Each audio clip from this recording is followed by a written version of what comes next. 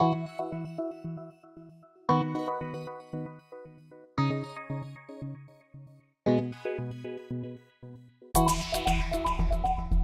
pleased to have with us today a newbie who I just found out is a sixth-generation Floridian.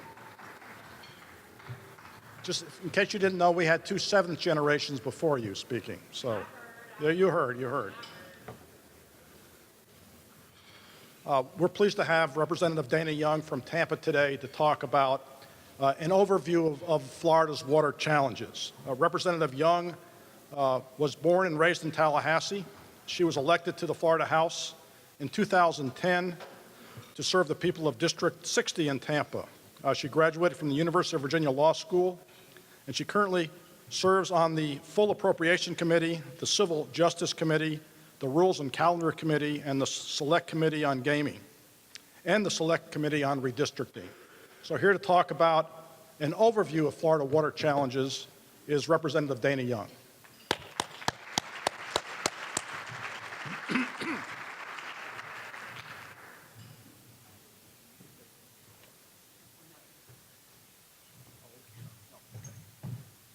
Hello, I hope that you all had a good lunch, and now I'm going to put you to sleep.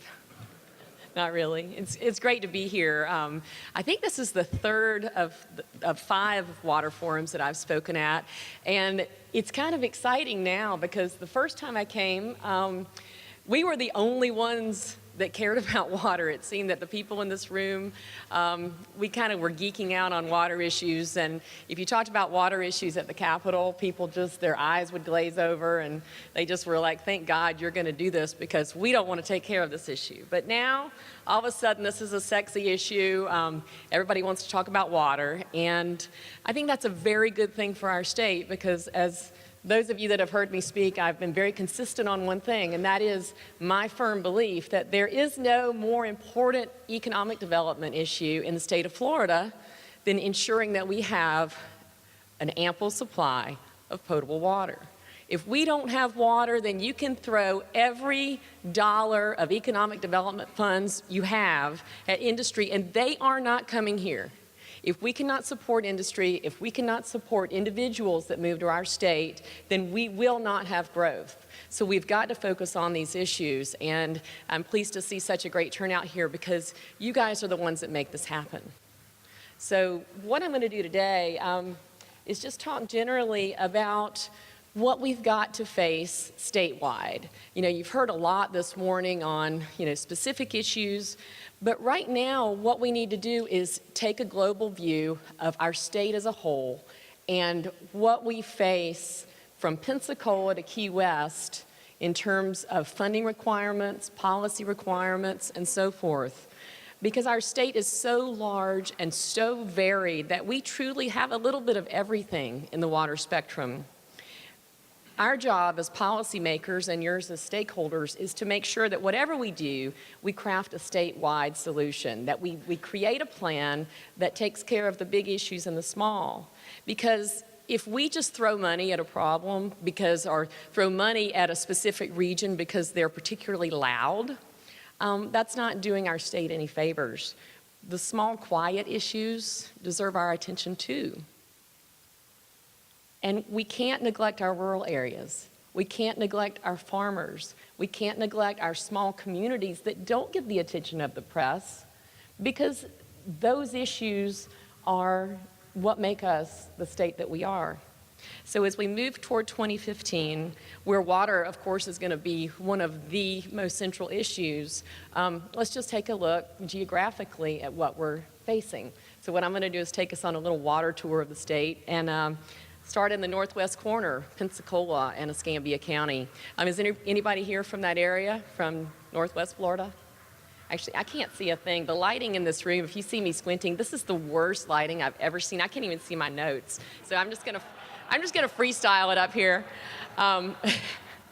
But Pensacola has got some pretty major what is that? Okay, they love me, those people. You hear them cheering? And they love this issue because they really are excited about stormwater problems in Pensacola. But seriously, the stormwater and wastewater water supply infrastructure is at a turning point in Northwest Florida, and it's impacting Escambia Bay. So we need to look at investments there. It's not really a sexy problem, but aging water infrastructure is a problem probably in almost every city and county in the state of Florida. In fact, in my own city of Tampa, just to repair our existing drinking water infrastructure is around $300 million, just in Tampa. You add in wastewater and stormwater systems, and you've got a staggering number. Staggering. So start multiplying that in all of the other older cities around the state, and you've got a serious, serious funding issue. But moving on from that, we've got to look at Apalachicola Bay. You know, the oystermen in Apalachicola Bay rely on the land to fund themselves and their families. They've done that for generations. I'm a sixth-generation Floridian, but these folks have been there a lot longer than that, and most of them are not college educated. They know one way of life, and that is to live off the water. And the overuse of water, the lack of conservation by the state of Georgia has led to serious, serious water quality issues in Apalachicola Bay. And while our lawsuit is creeping along in the U.S. Supreme Court, fortunately, we've got some small things that we can do. Commissioner Putnam has been working with the oystermen to seed the oyster beds there. We're using DEO workforce funds to do some job retraining. And how many of you were in this business back in the day when the net ban amendment passed, affected Cedar Key and those areas? Well, that's just an example of several years ago how this retraining worked, because my family were mullet fishermen in Cedar Key, and again, they were not college-educated folks. So when the net ban amendment passed, good or bad, policy, you left a lot of hardworking people without a way to support themselves, without a way to support their families. And fortunately, the state stepped in. They provided some excellent training in aquaculture. And now what you have is a thriving clam aquaculture industry in Cedar Key in that area. So it just shows that small investments can do a lot to help areas redevelop and refocus away from some of these degraded waters. In fact, I think it was last session or the session before, Speaker Weatherford funded a wastewater treatment plant upgrade in the town of Cedar Key. Not a lot of money, relative to what we're talking about here. And yet that small investment helped to maintain the pristine nature of those waters and protect that industry. So those are the types of things that we need to be doing in addition to the big things. We need to be looking at how we can get the most bang for our buck as we make these investments statewide. Could somebody bring me some water, or a bottle of water? I don't know, Sydney or somebody, anybody? Thank you, sorry, I'm just dry. I'm gonna pull up Marco Rubio. Here, can I do this? Thank you, sorry about that, but this is a long drive and I'm talking a lot here. But continuing east and moving into the area that Senator Munford talked about, or is going to talk about, I'm not sure if he's spoken yet, about springs. We've got, as you all know, serious, serious issues, not only with water quality, but water quantity in our Northeast Florida springs areas. And I believe it's really important to point out that, particularly as it relates to springs, one size does not fit all. These springs have different issues. Their problems are caused by different things. And if we just throw money at this, if we just say this is how we're going to fix it overall, then we're not addressing the root cause of the problem. So for example, in Wakulla Springs, you've got septic tank problems. And that is primarily the difficulty that they are facing in their water quality. Contrast that with Suwannee. The Suwannee area, they don't have so much a septic tank problem as an agriculture problem. And Commissioner Putnam is doing a great job getting BMPs in place and working with the farmers to institute good fertilization practices, good irrigation practices that reduce the runoff there. Silver Springs near Ocala. septic tank issues, but also there's a big wastewater spray field that's leaching down into the spring area. So to the extent that we can perhaps put a reclaimed water system in there to use that water effectively, then that will reduce one of the point sources.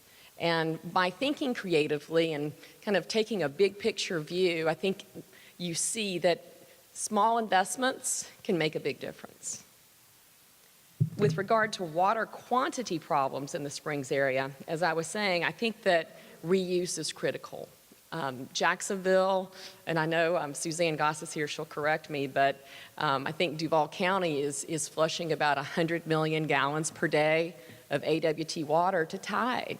And to the extent that we can start implementing more water reuse, reclaimed water systems in that area, it should impact the withdrawals of groundwater. Tampa, we have a great reclaim system, but we're still flushing 55 million gallons per day to Tide. So there's still room for improvement here. And we need the legislation that I've worked on over the past several years is all geared toward incentivizing this to make it easier, to make it more cost effective. Permits are longer, hopefully funding is cheaper, and it should hopefully over the next 10 to 15 years really have an impact. I know Senator Simpson talked about reuse in detail earlier, and I'm glad to pass off the reclaimed water issue to him to some degree, because people have started associating me with reclaimed water, and I don't know that that's the most attractive association. But moving down sort of toward Orlando and Jacksonville area, the North Florida Regional Supply Partnership and the Central Florida Water Initiative are two examples of I think, where we need to go with planning. Regional water supply planning. Create one plan that deals with long-term water needs and then put it into play. But you know the problem. I said to a few people, what I need to do is just put a big dollar sign up here because it's all about money. The number I have right now for the CFWI is around $2.6 billion. That's a huge nut, and that's just a tiny little piece of the pie. So our challenge as, again, policymakers and stakeholders is for us to figure out how to partner, how to collaborate with local government, state, maybe get some federal dollars, and try to offset some of these massive expenses so that we can do more statewide. Continuing our tour and moving a little further south, we have Orlando and Kissimmee River, Lake Okeechobee. Again, building projects is the key here, and that takes money.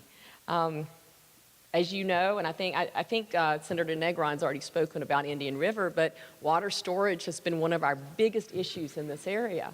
And Kissimmee River has been a success, I think, by all accounts, to realign the river, put the oxbows back in. It gives us a lot more storage. It gives us water treatment, and it slows down the movement of the water into the lake to hopefully a point eventually that we can manage it. But it's not enough. It's not enough storage. It's only a small percentage of what we need. So as all of you know, we've got to get C-43 and C-44 built. We've got to look at water storage, dispersed water storage on agricultural lands. And hopefully the dike repairs on Lake O will continue, and we can actually put a little more water into the lake to keep those water discharges out of the Indian River Lagoon and the Caloosahatchee. But I want to talk just briefly about the Indian River. I'm sure Senator Negron probably didn't talk about this because he's from that area, but this is not entirely an Army Corps of Engineers issue. Even though it's kind of fun to blame them, and they're easy to blame for everything, some of the blame lays with Martin County. To use a failure to extend the county water system, county wastewater system to the river area simply for growth management, I think is an inappropriate use of their county land use power. And to the extent that they would extend that urban service boundary, or at least extend the availability of sewer hookups to that area, you would have a huge impact on the water quality of the Indian River. Everglades. I know that Negron and my dear colleague Matt Caldwell have talked about this. And I'm not going to get into the Everglades really at all, except to say we know what to do here. We know what we need to do in the Everglades. Congress needs to fund the projects. We need to finish SERP. We need to build the projects. And then we can reevaluate where we are.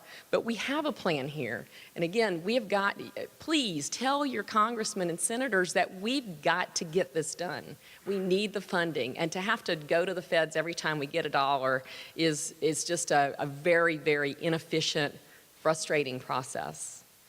Moving south, Miami-Dade and the Florida Keys presents, again, a whole new set of issues, very different from what we talked about in Pensacola and Springs and Orlando. You know, they aren't worried about water quantity. They've got plenty of water. It's what to do with it and how to use it beneficially. So, you know, would reclaimed water be great in Miami? Sure. But the treatment facilities are so far away from where you're going to use it that it's incredibly expensive to get it there. So figuring out how to get reclaimed water into the places that need it in a cost-effective way is our challenge in Miami-Dade. Also, ocean outfalls, which if I heard that one more time in the 2010, 11, 12, 13 session, I was going to rip my hair out. But that is an issue that continues to haunt us. It's an issue that is not going away, and we need to figure out how to deal with the ocean outfalls before 2030.